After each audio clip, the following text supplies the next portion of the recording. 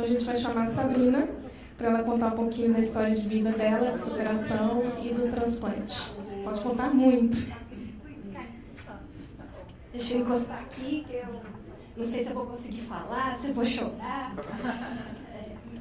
Bom, para quem não me conhece, eu sou a Sabrina, eu tenho 34 anos, eu sou há 12 anos diagnosticada com hipertensão idiopática, hipertensão pulmonar idiopática.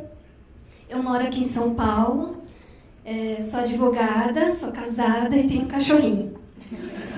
É importante, né? Porque a gente fala, tem filhos, eu não tenho, descobri muito nova a hipertensão. E aí a médica falou, não pode ter filhos, então eu tive um cachorrinho. Cachorrinho, pelo menos, eu podia ter. Eu fui diagnosticada com hipertensão em 2006. Desde então, eu vinha fazendo tratamento na Unifesp, com a equipe da doutora Jaque. E depois de ver toda a minha história com hipertensão pulmonar, eu vi que a gente acha, nossa, que pessoa azarada, né? Hipertensão idiopática, uma doença rara. Mas eu vi que, na verdade, eu tive muita sorte. Eu falo que eu tive sorte porque o meu diagnóstico ele foi muito rápido. Eu tive uma arritmia em 2005, no final de 2005, procurei um cardiologista, fiz vários exames do coração e ele falou, acho que o seu problema não é no pulmão, não é no coração, seu problema é no pulmão. Vou te indicar uma médica, passa com ela e vamos ver o que acontece. E aí ele me indicou a doutora Jaque, já desde o princípio, assim, de cara. Aí com ela eu fiz uma consulta particular, ela pediu outros exames e pelos sintomas que eu tinha, que era falta de ar, eu achava que era sedentarismo, porque eu tinha acabado de sair do cursinho, eu estava fazendo faculdade, eu achava, eu não fazia exercício, eu achava que era uma coisa de gente sedentária. E só que aí, não, eu descobri que era hipertensão pulmonar. E depois, assim, todo mundo falava, procura uma segunda opinião, né? Você só foi em uma médica. Só que aí, quando eu procurei o nome da doutora Jaque na internet, eu vi que ela era referência em hipertensão pulmonar. Aí eu desisti de procurar outra opinião. Falei assim, acho que eu tenho essa doença mesmo. E aí, o que a gente faz? A primeira coisa que descobre uma doença rara, vai lá no Google e procura hipertensão pulmonar, tal. Aí eu já fiquei assustada, porque eu abri, eu vi lá 2 anos de vida, falei, caramba, eu vou morrer. Aí eu já fiquei meio assustada. Aí na segunda consulta eu falei para a doutora, então, doutora, é que eu vi na internet. Aí ela disse, não, qualquer dúvida que você tiver, não procura na internet, vem falar comigo. Qualquer dúvida que você tiver, pergunta para mim. E aí eu falei assim, porque eu vi que morre, né? Tem 2 a 3 anos de vida, tá certo? Ela, não, hoje tem muitos remédios, é uma doença que estão estudando, estão descobrindo vários remédios e tal. Inclusive, eu ia te convidar para fazer parte de um estudo, já que a sua hipertensão ainda é leve, né? Para fazer parte desse estudo lá pela Unifesp. E aí ela me levou para fazer tratamento lá. Então, desde 2006, eu já comecei a fazer parte do estudo do Butantan. E eu falo que eu tenho muita sorte, porque todo o tempo que eu usei de remédio do Butantan, eu ganhei pela farmacêutica. Então, eu não precisei gastar o dinheiro do Estado por causa desse remédio. E eu nunca tive falta de remédio nenhum. Depois, quando eu usei o Sildenafil e o Loprost, eu nunca precisei pagar para ter esses remédios e nunca me faltou esses remédios. Então, eu falo que eu sou uma pessoa de sorte, porque muitos pacientes aqui têm a falta de remédio. E também porque eu fiz parte de vários estudos de mestrado e doutorado, e eu não me arrependo, porque o que eu pudesse ajudar para contribuir para a doença, para mim já estava valendo a pena. E, na verdade, eu também falo que sou uma pessoa de sorte, porque eu acho que eu sou a primeira paciente que fez o transplante de pulmão, né, com hipertensão, e estou podendo contar hoje a minha história aqui para vocês. Né? Eu já ouvi outras pessoas que fizeram, mas que não resistiram ao transplante, e hoje eu posso estar falando aqui para vocês. Na verdade, assim, todo mundo pode falar, nossa, acho que foi fácil. Não, todas aquelas fases da doença, de negação, barganha, aceitação, eu passei por todas elas, né? Mas aqui são muitos anos de doença, então uma hora você vai ter que aprender a sobreviver. Quando você vê que passou dos 3 anos e você está vivo, você fala, opa, eu vou viver, não vou morrer. Então, vamos aprender a viver com ela. E uma das primeiras coisas que me marcou com a hipertensão pulmonar foi a primeira vez que eu fiz o cateterismo. Aí a doutora Jaque, eu achei que era um procedimento super tranquilo, porque ela falou assim, você vai fazer um cateterismo e pra gente medir a pressão. Eu falei, tudo bem. E aí, realmente, no exame gostoso, eu fiz pela virilha e você sente, né, aquele fiozinho subindo até chegar no pulmão. Aí depois você quer tossir para expelir aquele negócio que está aqui, mas não pode, né? E depois na sala de recuperação, começou a sair lágrima do meu olho, assim, não porque eu estava chorando, mas foi involuntário. E do meu lado tinha um bebezinho, acho que de menos de 1 ano, que tinha feito cateterismo também, só que a nenenzinha estava lá toda tranquila, dormindo, né? Assim como se nada tivesse acontecido. E a mãe dela falando, não, que ela operou, com não sei quantos meses de idade. E aí eu fiquei com vergonha, porque eu falei, nossa, um nenenzinho desse, tadinho, já com tantas, né, experiências, e eu desse tamanho, chorando por causa de um cateterismo. E aí, a partir daquele momento, eu decidi que eu não ia mais chorar por causa da hipertensão. E eu tentei ser forte em todos os momentos, né? Aí, depois de 2006, eu fiquei tomando o Bosentan. Em 2010, eu comecei a fazer a terapia combinada com sildenafil. E aí, em 2013, eu passei a usar oxigênio para dormir, né? O oxigênio não foi assim, uma coisa que diminuiu, que me desanimou, porque eu só usava para dormir. Então, assim, não interferiu no meu dia a dia, e eu sabia que aquilo era para o meu bem, né? Inclusive, eu comecei a usar porque eu fiz parte de um estudo que mediu lá os parâmetros durante a noite e viu que a minha saturação caía bastante ao dormir. Então, eu comecei a usar e eu sabia que aquilo era para o meu bem. Aí, em 2014, eu já estava com as doses máximas de sildenafil, e aí a doutora Jaque falou assim, olha, Sabrina, eu tenho um último remédio viável, que é permitido aqui o tratamento, que é o Iloprost. Só que por causa do preço do medicamento, ele não é vendido no Brasil, né? Então você vai ter que entrar com um processo para pedir esse remédio, e eu não sei como que você vai estar daqui a 2, 3 anos. Pode ser que com o remédio você fique estável, mas pode ser que também não ajude. Aí eu fiquei até que tranquila, eu falei assim, ainda tem mais um remédio para tentar. E aí ela falou assim, mas também tem uma outra forma, que é uma forma de tratamento, que é o transplante de pulmão. Aí na hora eu falei, transplante, né? Não sabia que hipertensão pulmonar podia fazer transplante, nunca tinha ouvido falar. E aí ela falou assim, posso te indicar para a equipe que faz esse transplante, agora eles já estão mais experientes aqui em São Paulo. Ela falou assim, já faz uns 2, 3 anos que eles estão fazendo transplante, né? Eu posso te indicar. Eu falei assim, vamos tentar, né? Já que eu vou tentar o último remédio, eu também não sabia como eu ia estar daqui de 2 a 3 anos. Falei, vamos tentar. E aí eu fui, ao mesmo tempo que eu comecei a usar o Iloprost, eu comecei a fazer a avaliação para o transplante, né? E aí a minha mãe, ela até falava para mim, pergunta para a médica se não pode fazer transplante de pulmão. Aí eu falava para minha mãe, não, mãe, acho que não pode, porque senão a médica ia ter falado alguma coisa. Aí ela disse assim, não, pergunta, porque senão eu dou um pedaço do meu pulmão para você. E aí eu falava, mas eu acho que não pode, né? Eu não sabia como funcionava e minha mãe também não sabia. Aí eu conversei com a minha família sobre o transplante de pulmão e eu nunca assim, questionei, não vou fazer, não quero tentar. Eu sempre falava, tá bom, vamos tentar. Se é uma forma de eu me curar da hipertensão, vamos tentar. E aí eu fui fazer a avaliação do transplante. E lá é uma avaliação rigorosa, assim, você faz vários exames, tudo de novo, de coração, pulmão, psicólogo, nutricionista, fisioterapeuta, um monte de entrevistas, né? E aí, em 2014, em fevereiro, eu entrei na lista de transplante aqui estadual na cidade de São Paulo. E no mesmo dia que eu entrei, né, eu já entrei em segundo lugar, porque meu tipo de sangue é AB. a fila de transplante de pulmão, ela é por tipo sanguíneo. Então, é A, O, AB e B. Né? E você não tem uma prioridade pela sua condição, pela sua gravidade do D2, pelo menos a do pulmão.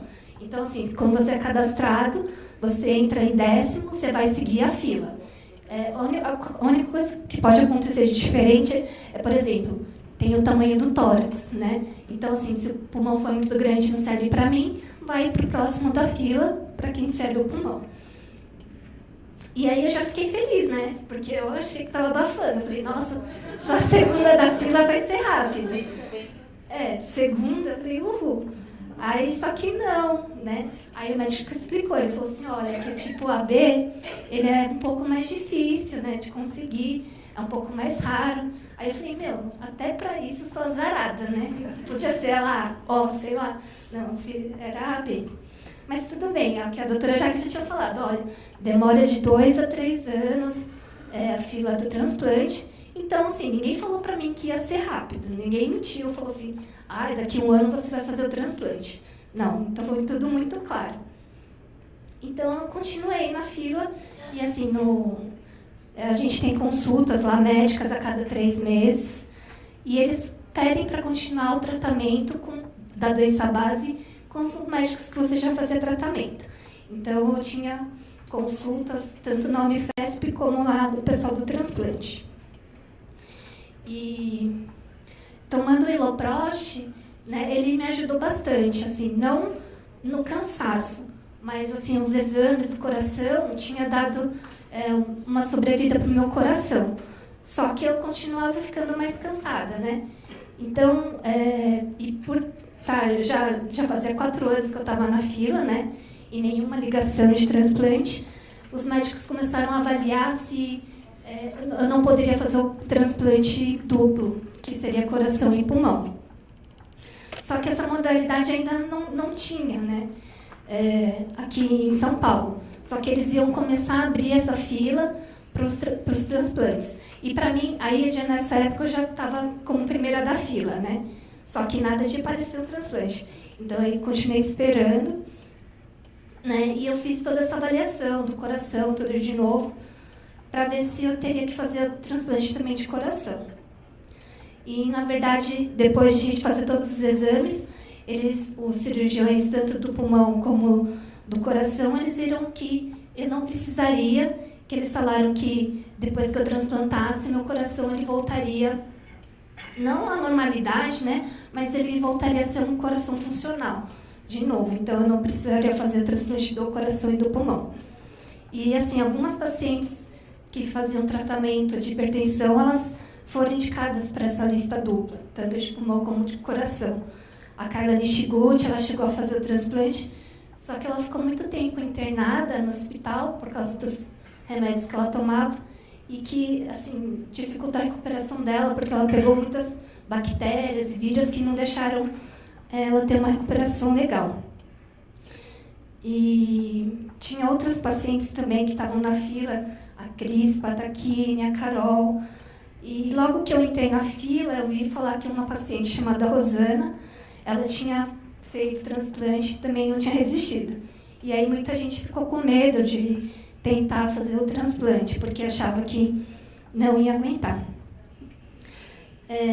A Cris e a Carol, elas não aguentaram, né, esperar o transplante, e elas partiram antes de fazer. Isso me dava mais força, porque eu queria que aquilo realmente desse certo, né? Eu queria falar assim, não, o transplante vai dar certo, eu vou conseguir. E o que me fortalecia também era ver os pacientes que transplantavam de pulmão. Porque, assim, você via o paciente lá 24 horas por dia com oxigênio no grau máximo, não conseguindo fazer a esteira, cansado, tudo. E aí eles faziam um transplante, daqui a 15, 20 dias eles voltavam, assim, sem falta de ar, retomando a vida, andando. Então, aquilo empolgava muito, né? É claro que nesse período também teve outros pacientes que foram embora, né? Mas eles morreram tentando. Assim, se eles, acho que tivessem a oportunidade, acho que ninguém se arrependeu de ficar na fila esperando seu pulmão, mas às vezes não chega, né?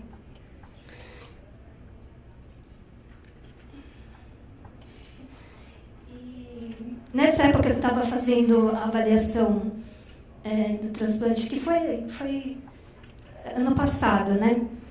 Do transplante de coração e pulmão. Eu sempre achei que fosse dar certo o transplante. Todo mundo perguntava, você está na fila? Eu falava, mas vai dar certo. Nunca pensei que fosse dar errado, nunca.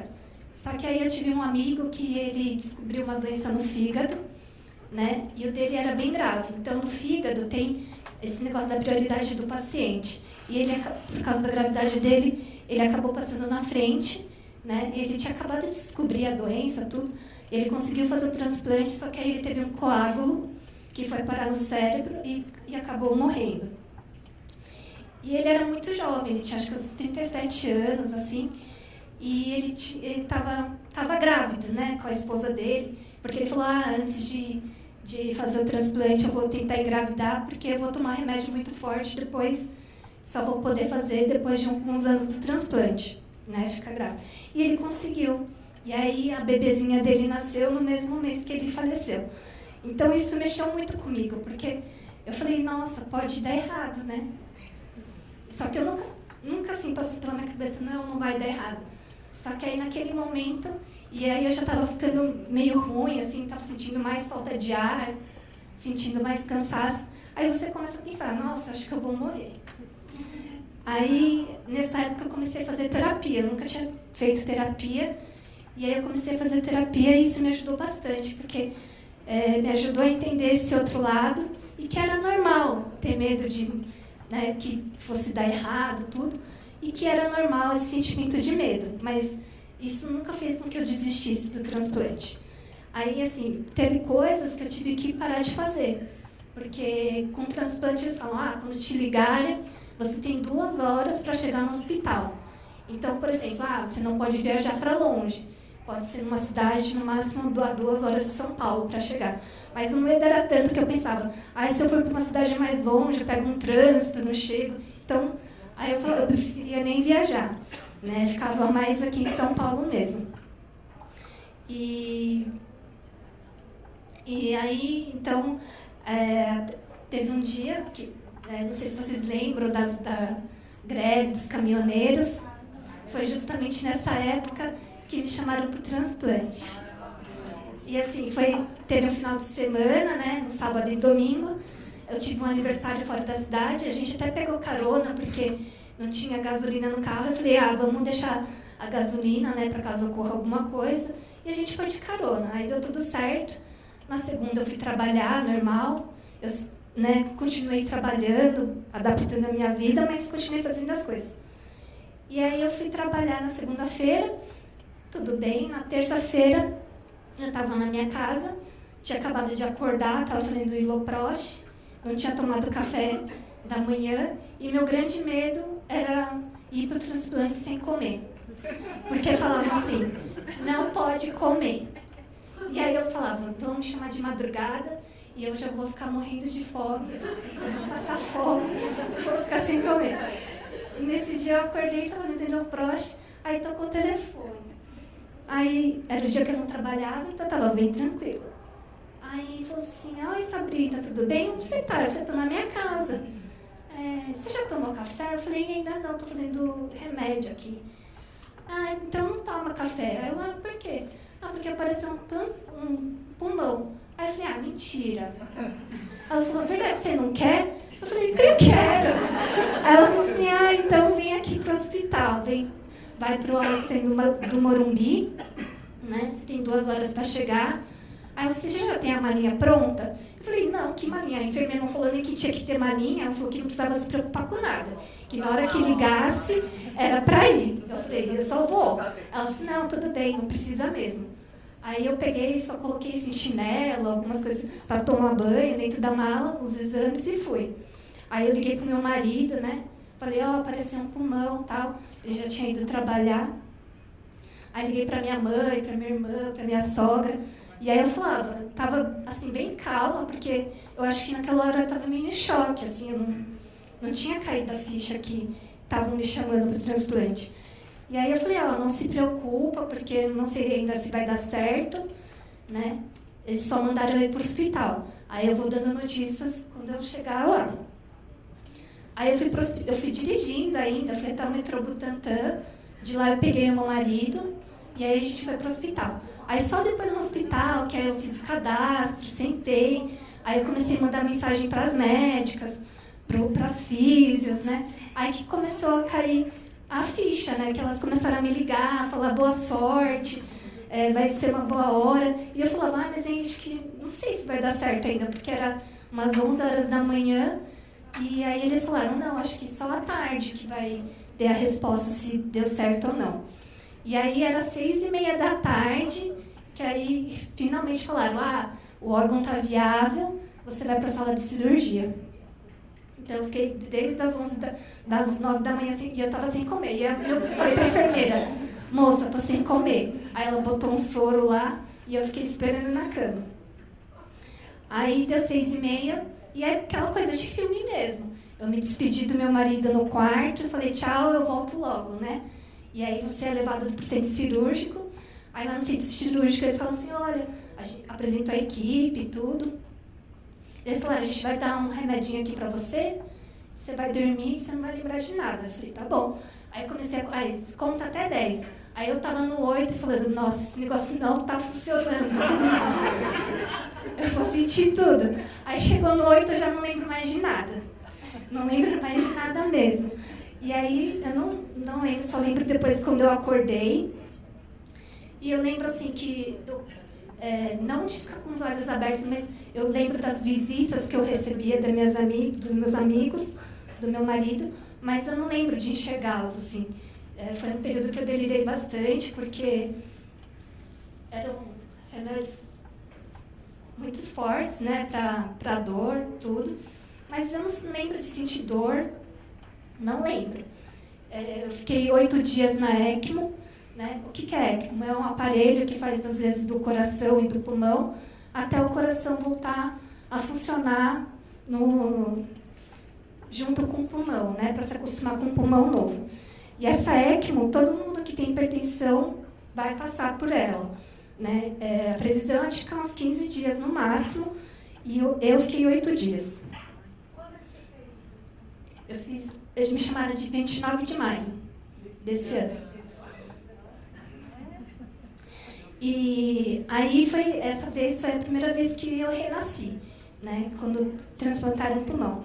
Aí depois de uns 10 dias de transplante, uns 2 dias depois de sair do ECMO, eu tive uma úlcera. Né, eu tive uma úlcera no estômago, e aí que danou-se tudo, porque até então o transplante estava tudo bem com o pulmão, só que aí essa úlcera, ela complicou muito a minha vida lá no hospital. Porque eu tive sangramento, eles não sabiam o porquê do sangramento, eu tive anemia, tive que tomar várias bolsas de sangue, os meus rins pararam de funcionar, aí a sonda machucava o intestino, aí começava a sangrar de novo, machucou meu estômago, e aí foi uma briga. E eu né, todo esse período, acho que eu fiquei um mês, uns 2 meses sem comer, né, só com alimentação pela veia, e aí eles falavam, olha, você tem que comer, porque essa alimentação pela veia não está fazendo seu rim funcionar, e eu não conseguia falar. Quando eu acordei, eu estava sem voz, porque eu fiquei muito tempo entubada. Então eu não conseguia falar, eu não conseguia comer, eu não conseguia engolir. Então isso tudo eu tive que aprender. Eu falo que eu renasci mesmo, porque tudo, eu dependia de todo mundo para fazer tudo. Eu tomava banho na maca, fazia cocô na fralda. Então, assim, imagina, eu nunca tinha ficado assim, dependente das pessoas enquanto eu tinha hipertensão. E depois, com o transplante, eu passei a depender de todo mundo. Então, assim, tudo que eu fazia, eu dependia de alguém. E aí eu tive uma infecção, eu não podia sair do quarto, porque senão eu podia passar para os outros pacientes. E aí isso foi me debilitando mais ainda, porque eu não podia ficar andando, né? Então, quando eu acordei, eu já não sabia mais nem andar, né? Então, eu tive que aprender a fazer tudo isso tudo de novo. E assim, quando a gente é nenê, a gente vai aprendendo aos poucos, né? Pra gente não é aquela... não é um choque. Mas quando a gente já sabe falar, já sabe como são as coisas e você tem que depender de outras pessoas, isso é muito ruim. Então, assim, cada procedimento que eu fazia, tinha que fazer uma endoscopia. Aí eles iam lá e me entubavam. E aí eu ficava frustrada, porque teve uma vez que eu só podia tomar água espessada, né? Que eu não conseguia engolir. E aí eu tava fazendo uns testes, porque aí eu ia poder começar a beber água sem nenhum espessante. E eu estava super feliz já. Veio a fono, ela foi fazer o teste comigo. Ela falou assim, acho que amanhã já vai dar para liberar água. Só que aí nesse dia eu fiz uma endoscopia. E aí me entubaram. E aí quando eu acordei, eu estava sem voz de novo. Aí a fono foi lá no meu quarto e falou, a gente não vai poder mais te dar água, porque agora sua voz ficou ruim de novo, né? Você vai ter que treinar mais. Então eu ficava muito frustrada, porque toda vez que eu estava evoluindo, eu tinha que voltar para trás, porque alguma coisa tinha dado errado. E aí eu chorava para minha mãe, falava assim, não aguento mais.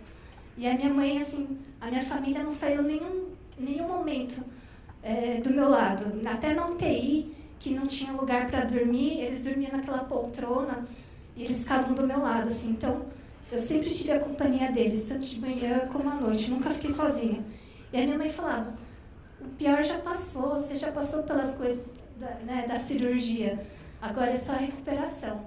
Só que para mim eu não via como desse jeito, porque eu não podia fazer nada que eu queria na hora que eu queria. Eu tinha que comer na hora que o hospital mandava comida. Eu tinha que tomar banho na hora que eles queriam. E assim, esse ano fez um frio, né, danado. Eles me davam banho na maca e me deixavam exposta, porque tinham muitos curativos para fazer.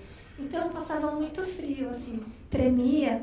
E foi uma coisa assim ruim, assim, que me traumatizou mesmo, né? Porque eu nunca tinha passado por aquilo. A minha internação durou 114 dias, né? Que, assim, depois, no primeiro mês, passou voando. Eu não tinha consciência que eu tinha ficado ali um mês. Aí a minha irmã falou assim, a gente já está em julho. Aí eu falei, julho, né? Eu vim pra cá, aí comecei a pensar, nossa, eu vim pra cá dia 29 de maio. Como a gente já está em julho? Eu fiquei um mês aqui. Então, assim, durante esse um mês que passou, foram tantas complicações, os remédios fortes, que eu nem vi passar. E aí, depois, quando eu comecei a recuperar a consciência, que foi os momentos mais difíceis, assim, para mim. E aí, depois disso, né, eu fui recuperando, né, comecei a comer, primeiro aquela comida pastosa, tanto é que hoje eu tenho meio trauma, assim, quando vem purê, qualquer tipo de purê, eu olho assim, meio atravessado, porque eu tive que comer. Eu falava para minha mãe, eles falavam, você tem que comer. Eu falei, vem comer essa comida aqui, olha para essa comida, vê se você tem vontade de comer. Aí todo mundo ficava assim, é verdade, né? E aí eu comecei a comer um pouco melhor quando começou a vir as comidas sólidas, né? Aí começou a me dar mais ânimo. Só que eu também não tinha aquela fome de leão, assim. Eu já como um pouco, né? Então, aí todo mundo, não, tem que comer mais, tem que comer mais. E eu falava, gente, não cabe no meu estômago. O meu estômago diminuiu. Imagina, eu passei quase 2 meses sem comer e eles queriam que eu comesse um pratão, né? Aí eu falei, não tá dando. E aí, depois disso, passou. E assim, para eu ter alta, né, foram muitos ensaios, né? Primeiro eu tava bem tranquila lá. Aí eu falei pro médico, que é isso, né? Que tinha vários curativos, eles usavam os negócios. Aí o médico falou, é um parafuso. Aí eu falei, que é um parafuso? Ele falou, é o parafuso que tem aqui no seu peito, que tem uma plaquinha aqui para grudar o externo, né? Aí eu falei, você tá de brincadeira. Aí fui lá, tirei esse parafuso. Aí depois ele olhou para minha perna, e essa perna inchada? E eu já tinha tido uma trombose antes, que eu tive que operar. Aí eu falei, já tá assim faz tempo minha perna inchada. Aí ele, não, vamos pedir uma ultrassom. Aí quando foi ver, era uma trombose. Aí fica mais um tempo para ajustar o remédio. Aí depois disso, aí o médico estava tão feliz, ele falou, hoje eu vou te dar alta. Aí eu falei, tá, só que eu estava fazendo diálise. E aí eu tinha um catéter aqui que tinha que tirar cirurgicamente. E ele simplesmente esqueceu que tinha o catéter e ele já estava assinando a minha alta. Aí eu falei, mas, José, e esse catéter? Ele, é mesmo, né? Não, você vai ter que ficar mais um dia para tirar isso daí. Aí eu falei, tá bom, só mais um dia. E aí esse procedimento foi o último que eu fiz, que foi para tirar o catéter. E no outro dia seguinte eu já poderia sair do hospital. E aí ele ficou com tanta vergonha que ele falou, nem vou contar para a doutora Jaque que eu te dei alta sem você ter podido ter alta. Ele falou, vou falar que você já foi. E aí foi assim, um dia muito esperado. E foi um dia que fez sol. Eu fiquei feliz de estar saindo do hospital, mas eu fiquei com um pouco de medo. Porque eu não sei porquê, eu achava que o ar do hospital era mais limpo que o ar de fora, né? Então eu fiquei com um pouco de medo, receio assim, de pegar alguma bactéria, né? Eu lutei tanto para ter aqueles pulmões e, na verdade, assim, com o pulmão estava tudo 10, né? O que complicou mesmo foi a úlcera. E agora, né, os cuidados que eu tenho, né? Todo mundo pergunta, mas você está podendo comer de tudo? Posso comer de tudo. Eles só falam que comida crua, assim, para evitar, né, peixe cru. E verduras, né, mas por causa da higiene. O resto estou podendo comer de tudo. Mas eu fiquei com um pouco de trauma, assim, da comida do hospital. Então, eu tento carne, assim, não consigo comer muito. Mas, né, a gente tem que voltar à vida. E agora os cuidados médicos... os retornos ao médico eles são mais frequentes, né? A cada 1 semana, 2 semanas eu tenho que voltar. Eu fiquei internada agora, de 5 de novembro até esses dias, saí na quinta-feira, por causa do citomegalovírus. Mas eu estou bem, assim, eu sei que faz parte. O médico até brincou, ele falou assim, isso daí faz parte. Quem transplanta no primeiro ano fica internada umas 2 vezes. Mas, assim, eu não fiquei triste, né? Eu sei que tudo que eu estou passando agora é temporário, né? Vai ser coisas que vão passar. Antes eu não conseguia nem agachar, subir na esteira, agora eu já estou conseguindo fazer as coisas. Então, é tudo a seu tempo. E todas aquelas coisas que eu deixei de fazer, porque eu não conseguia ou porque estava cansada, agora eu vou poder me dedicar 100%, né? Então, assim, eu vejo que... E eu sempre falava para o meu marido, depois que eu comecei a pensar, pode dar errado, né? Eu falei, se eu morrer, se um dia eu morrer, você fala para todo mundo que eu não me arrependo de ter tentado, se eu morrer durante o transplante. Porque era uma coisa que eu queria muito que desse certo. E que se eu tivesse uma segunda chance, eu faria tudo de novo. Porque eu já vi pessoas que falam, é muito sofrido. Mas eu vejo, assim, os benefícios que trazem, não tem comparação. Então, eu faria tudo de novo, mesmo passando por todo esse sofrimento, assim, que para mim foi, assim, a pior parte da minha vida foi essa da recuperação do transplante, mas para que eu pudesse ter a melhor parte da vida agora. É isso. Obrigada.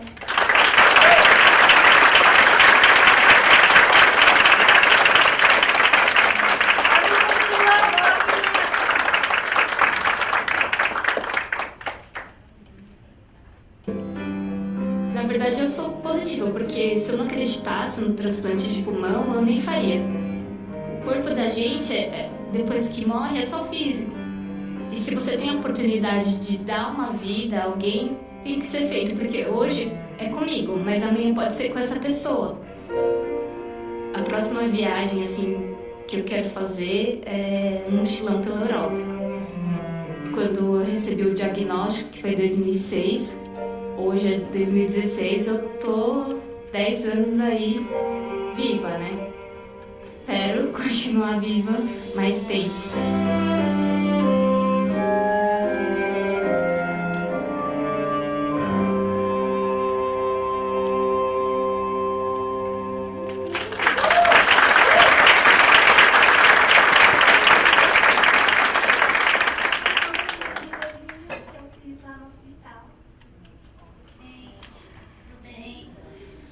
tô melhorando.